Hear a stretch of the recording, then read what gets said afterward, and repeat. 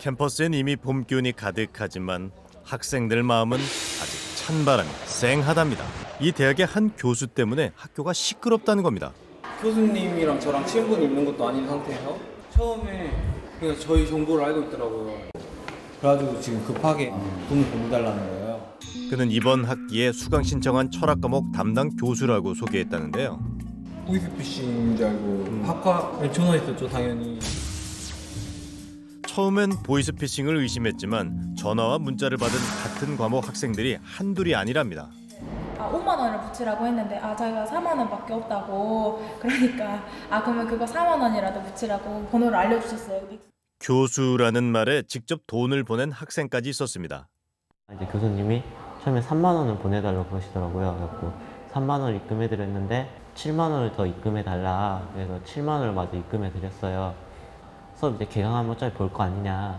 그럼 그때 주겠다. 그렇게 하셨어요. 하지만 개강을 한 뒤에도 교수님은 돈을 갚지 않았다고 합니다. 자신의 과목을 수강 신청한 학생들에게 돈을 요구했다는 이는 일명 3만 원 교수로 통하고 있었습니다. 제보가 들어왔어요.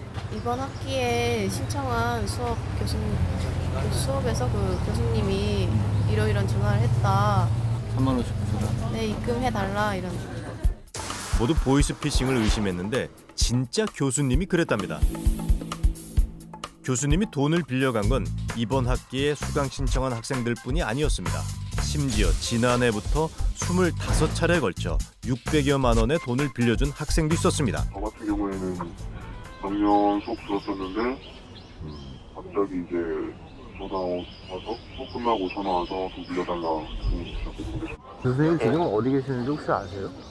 저랑 연락이 아예 안 돼요. 취재 도중 만난 또 다른 남학생은 3만 원 교수에 대해 아주 특별한 기억을 가지고 있었습니다. 선생님이 전화가 오셔서 저하고 다른 학생 1명, 2명 해서 출석도 다 했고 수업 태도도 좋은데 시험을 못 봤던 너희들이 그러니까 선생님이 너희들 성적을 주기 위함이니까 기회를 주겠다 해서 성적을 만회할 기회란 교수가 준 책을 읽고 요약과 감상평을 리포트로 제출하는 것이었습니다. 근데 그 책이 비매품이어가지고 그 책을 따로 구할 방법은 없을 거다. 그게 저작권이 있으니까 법사 같은 것도 좀 그러니까 선생님이 그 책을 사는 게 어떻겠느냐.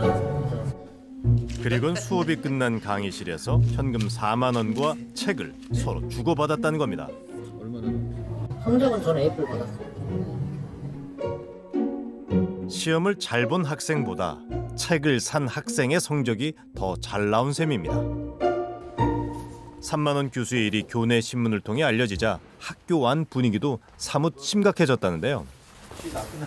월요일날 부생가 그 경찰서에서 왔었는데 어떻게 했냐, 그 학생들 어떻게 접속했는지 그런 어떤 사실이라든지 어떻게 어떤 방법을 통해서 학생들한테 접속을 했는지. 수강 신청을 한 제자들에게 돈을 빌린 문제의 교수는 동양 철학을 전공한 송금의 교수랍니다. 문제가 커지자 이번 학기에 개설된 송 교수의 과목은 현재 다른 교수로 교체된 상황이었습니다. 대체 그는 어떤 교수였을까요? 기억하시는 분인데 그쪽은 엄청 유명하신 것 같아요. 자기 말로도 이제 영어로 할 수 있는 사람이 자기밖에 없다고 그러면서 그래서 그게 좀 악명이 높았었거든요. 어렵다고. 주자 대전 죄를 가지고 이렇게 봐주는 것을 프로그램을 제출한 사람이에요. 저도 가지고 오래. 그런 그가 왜 제자들에게 돈을 빌리고 있는 걸까요? 그가 점점 더 궁금해집니다. 솔직히 납득이 안 되는 상황이거든요. 이게 어떻게 돈이 없는데 어떻게 외국을 나갔으면 학생보다 돈이 더 많을 테고 아무리 급해도 그걸 굳이 학생한테 빌려달라는 거 생각 자체가 솔직히 별로 어른스럽지 않다 생각해요. 아무래도 학생인데. 문제가 불거지자 송 교수는 현재 학생들에게 빌린 돈을 일부 갚은 상태입니다. 3주 동안 계속 문자 보냈을 때는 보냈다, 기다리면 갈 거다, 보냈다 이러시다가 딱 월요일날 기사 터진과 동시에 그날 바로 돈이 들어왔어요. 3주 동안 질질 끌다가. 무슨 일 때문인지 송 교수는 금전적인 여유가 별로 없었던 것으로 보입니다. 그런데 선생님이 백혈병 알고 계시다고 하시더라고요. 사기인가? 또 그런 선생님도 엄청 그 돈을 마련하려고 노력하지 않았을까라는 생각이 들거든요. 송금의 교수가 백혈병을 앓고 있다는 소문이 돈다는 겁니다. 확인해 보니 실제 백혈병을 앓은 적이 있었지만 골수 이식 성공으로 완치됐다고 합니다. 그런데 놀라운 것은 학생과의 채무 관계가 이번이 처음이 아니란 겁니다. 학생들 사이에 전화가 온다 이런. 그때는 학부생도 아니고 대학원생들. 2010년도에 이제 한 학생이 돈을 많이 빌려준 거예요. 한 500만 원 빌려주더라고요. 그래서 당시에 대학원 지도할 수 있는 말하자면 권한을 박탈했어요. 대학원 수업을 할 수 없게 되자 돈을 빌리는 대상이 학부생으로 내려온 것으로 보입니다. 그때마다 백혈병은 단골 소재였답니다. 백혈병 걸렸다고 아프다고 돈 좀 내달라고. 딸 계좌를 알려주길래 딸이 백혈병 유전됐나 그래서 되게 안쓰러운 마음이 강했거든요. 따님분이 서울 갔다가 서울이 어디 갔다가 택시비가 없다고 했다고 보내달라고. 확실한 것은 교수의 병력이 제자들에게 동정심을 불러일으킨 것만큼은 분명해 보입니다. 마침내 송금의 교수가 우리에게 연락을 해왔습니다. 감춰진 그의 속사정은 무엇일까요? 엄청 부자였죠. 집안에 최소한 내가 20살까지는 20 아니야 30살까지 최소한 은행 통장에 20억 정도 있었어. 나는 가난한지 모르고 살았어. 근데 우물에 있는 그 점핑 다 우리 거였어요. 원래 부유한 집안에서 자랐다는 송 교수. 그런데 10여 년 전부터 형편이 어려워지기 시작했다는 겁니다. 2003년에 사실은 백혈병 걸려갖고 1년 동안 있었거든요. 나 진짜 죽으려고 그랬어. 안 죽고 살았어. 돈이 너무 많이 들어가고. 2007년 정도에 이제 동생들이 병원을 하다가 망했어. 그냥 보증을 샀어. 보증서 이제 그게 타져본 거예요. 자살하려고 했어. 그런데 송 교수는 수강 신청을 한 학생들에게 돈을 빌릴 때 자신이 현재 미국에 있다고 말했습니다. 지금 자기가 중국에 있다고 뭐 다른 일로 그래가지고 지금 급하게 자기 학부생이 무슨 일을 당했는데 중국이라고도 했답니다. 어려운 형편이라면서 어떻게 해외를 자주 다니는 걸까요? 네, 미국에서 3명이 학교를 다녔어. 미국에서 4학년 마지막 학기가 2명인데 분할 납부가 안 된다는 거예요. 내가 좀 욕심을 좀 쓴 거죠. 게다가 송 교수는 돈을 빌리는 제자들에게 종종 심부름을 시키곤 했답니다. 한 번은 홍콩행 비행기표를 대신 구매해 줄 것을 부탁했다는데요. 왜 굳이 조교도 아닌 타학과 학생들에게 이런 심부름을 시키는 걸까요? 그런데 뜻밖의 얘기가 들려왔습니다. 똑같은 외국에서 전화 왔어요. 근데 그때 이제 몇 년 정도 돈을 빌렸었나 봐요. 근데 이제 그래서 아프다는 이야기를 들었고 그래서 이제 자기는 죽은 줄 알 때 한참 연락이 없어서 근데 어느 날 전혀 뜻하지 않은 곳에서 만났다는 거예요. 학교 측에 송금의 교수의 재직 여부를 묻는 이가 송 교수를 만났다는 의외의 장소는 바로 강원도의 유명한 카지노였답니다. 거기다가 페인 것 같은 얼굴을 있으니까 그 사람이 너무 화가 났다는 거죠. 게다가 송 교수에게 걸려온 전화는 종종 강원도 지역 번호가 찍혀 있었다는데요. 강원도는 왜 많이 가셨던 거예요?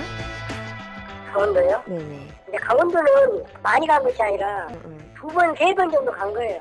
그쪽에 그 백혈병 치료하는데 좋은 약들이 많이 있어요. 홍콩은 무슨 일로 가셨어요?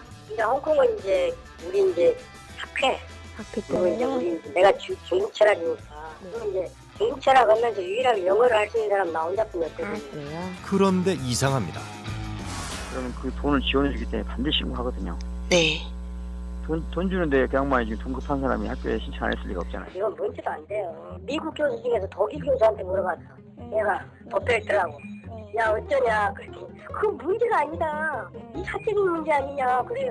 그리고 내가 돈을 1억 정도나 빌려갖고 내가 안 줬다 그러면 몰라도 10만 원, 20만 원씩 빌렸잖아요. 그리고 그 녀석이 그 학교라는 동료를 통해서 지금 환풀이를 하고 있잖아요. 내한테 교수를. 그리고 교수를 상대로. 사실 미국 같은 바로 학생 제적당한. 학생들도 송 교수의 미국식 사고방식에 동의할까요?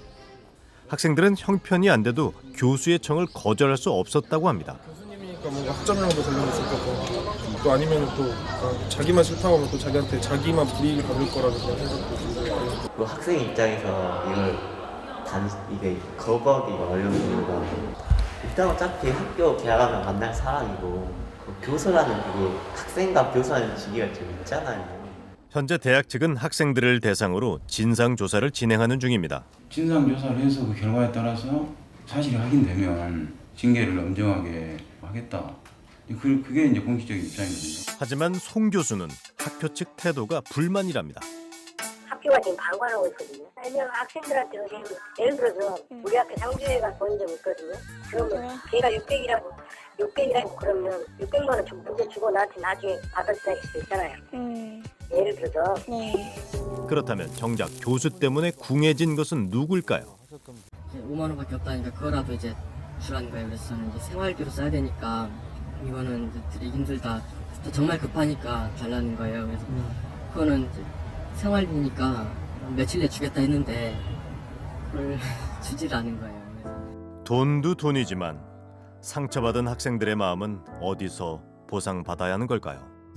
공부한 사람이 저 정도면 공부해서 뭐하나.